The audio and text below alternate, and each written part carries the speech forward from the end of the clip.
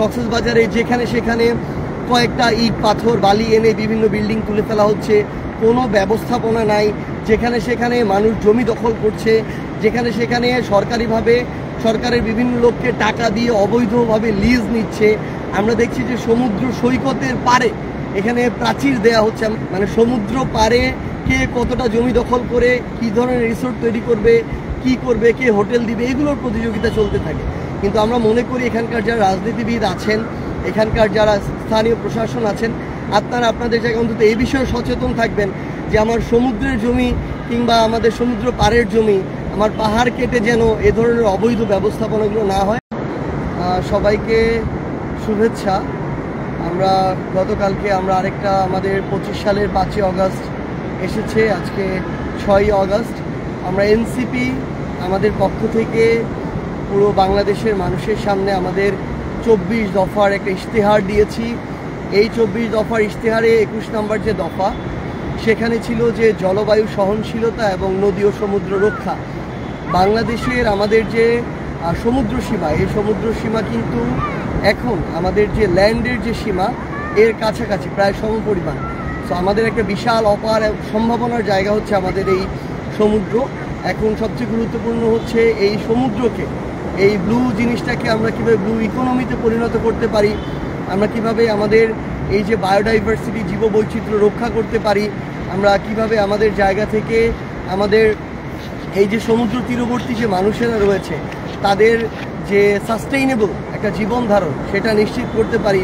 কিংবা আমাদের খুব স্বাভাবিকভাবেই আমরা দেখছি যে গ্লোবাল ওয়ার্মিংয়ের কারণে সমুদ্রপৃষ্ঠের যে উচ্চতা সেটা বৃদ্ধি পাচ্ছে, পৃথিবীর তাপমাত্রা বৃদ্ধি পাচ্ছে। তো এর ফলে কিন্তু আমাদের সমুদ্র উপকূলীয় বিশাল একটা জনগোষ্ঠী অদূর ভবিষ্যতে, আমরা যেটা প্রত্যাশা করি না তেমনটি হতে পারে যে সেই আমাদের ভূমিগুলো কিংবা বসত বাড়িগুলো সমুদ্র গর্ভে চলে যেতে পারে।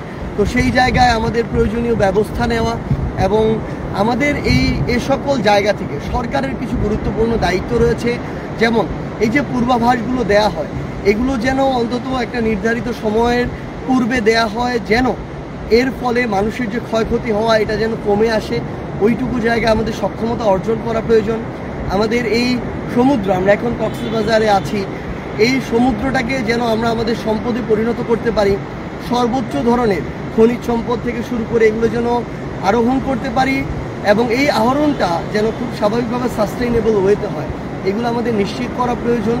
এবং আমাদের দিন শেষে যদি আমরা আমাদের নদীকে রক্ষা করতে পারি, সমুদ্রকে রক্ষা করতে পারি, আমরা মাছে ভাতে বাঙালি বলতাম নিজেদেরকে, সেই আমাদের মৎস্য সম্পদের যে বিশাল এক আধার সেটা কিন্তু আমাদের নদী এবং সমুদ্র, এবং আমাদের যোগান আসে এখান থেকে।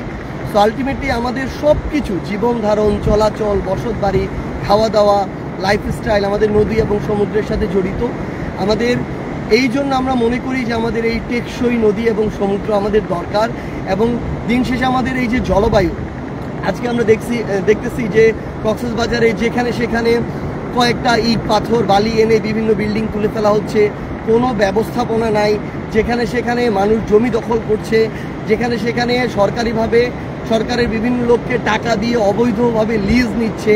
আমরা দেখছি যে সমুদ্র সৈকতের পারে এখানে প্রাচীর দেয়া হচ্ছে, আমরা জানি না এগুলো কোন গবেষণার ফলাফল আসলে। তো এই যে অব্যবস্থাপনা, আসলে এই অব্যবস্থাপনা থেকে আমাদের অন্তত যেগুলো পর্যটন কেন্দ্র আছে, আমাদের প্রাকৃতিক যেই নৈসর্গগুলো আছে বাংলাদেশের গুরুত্বপূর্ণ, সেগুলোকে আসলে রক্ষা করা প্রয়োজন। দিন শেষে এই পরিবেশটা যদি না থাকে তাহলে গ্লোবালি আমাদের জলবায়ু দিন দিন নষ্টের দিকে যাবে। তো সামগ্রিকভাবে আমরা আমাদের পক্ষ থেকে, এনসিপির পক্ষ থেকে একজন সাধারণ মানুষ হিসেবে বলবো, আমরা যেন আমাদের পরিবেশ এবং জলবায়ু নিয়ে সচেতন হয়ে উঠি। আমরা যেন আমাদের যে নদীগুলো রয়েছে, আমাদের সমুদ্র রয়েছে, এগুলোকে যেন রক্ষায় আমরা কাজ করি এবং আমাদের দ্বারা আমাদের কোনো পদক্ষেপের কারণে এগুলোর জন্য ক্ষতি না হয়, সেই বিষয়ে যেন আমরা আমাদের ব্যক্তিগত জায়গা থেকে, প্রাতিষ্ঠানিক জায়গা থেকে আমাদের কার্যক্রমগুলো পরিচালনা করি। এবং দিন শেষে এই ইশতেহারকে সামনে রেখে এনসিপি তাদের সর্বোচ্চটুকু দিয়ে কাজ করে যাবে। ইনশাআল্লাহ আমরা একসাথে আমাদের এই যে কাঙ্ক্ষিত বাংলাদেশ, যেই বাংলাদেশে আমরা সুন্দর করে আমাদের পরবর্তী প্রজন্ম সহ পরবর্তী প্রজন্মকে সামনে রেখে বেঁচে থাকতে চাই, সেই বাংলাদেশ আমরা গড়ব যেখানে গ্লোবাল ওয়ার্মিংয়ের যে একটা প্রভাব, এই প্রভাব তুলনামূলক কম থাকবে। কার্বন নিঃসরণ করে ওই উন্নত যাদেরকে বলা হয় দেশ, তারা আর ভুক্তভোগী হই আমরা। আমাদের এই বিষয়ে বৈশ্বিকভাবে আমাদের সকল দাবিগুলো তুলে ধরতে হবে এবং আমরা যেন সকলে সচেষ্ট হই। আমরা যত্রতত্র প্লাস্টিক ব্যবহার এটা যেন বর্জন করি আমাদের জায়গা থেকে। এবং আরেকটি গুরুত্বপূর্ণ কাজ হচ্ছে এই যে অব্যবস্থাপনা, জমি দখল, মানে সমুদ্র পাড়ে কে কতটা জমি দখল করে কী ধরনের রিসোর্ট তৈরি করবে, কি করবে, কে হোটেল দিবে, এগুলোর প্রতিযোগিতা চলতে থাকে। কিন্তু আমরা মনে করি এখানকার যারা রাজনীতিবিদ আছেন, এখানকার যারা স্থানীয় প্রশাসন আছেন, আপনারা আপনাদের জায়গায় অন্তত এই বিষয়ে সচেতন থাকবেন যে আমার সমুদ্রের জমি কিংবা আমাদের সমুদ্র পাড়ের জমি, আমার পাহাড় কেটে যেন এ ধরনের অবৈধ ব্যবস্থাপনাগুলো না হয়। আমরা ইনশাআল্লাহ একসাথে আমাদের সুন্দর যে বাংলাদেশ, সেই বাংলাদেশ গড়ে তুলব। ইনকিলাব জিন্দাবাদ।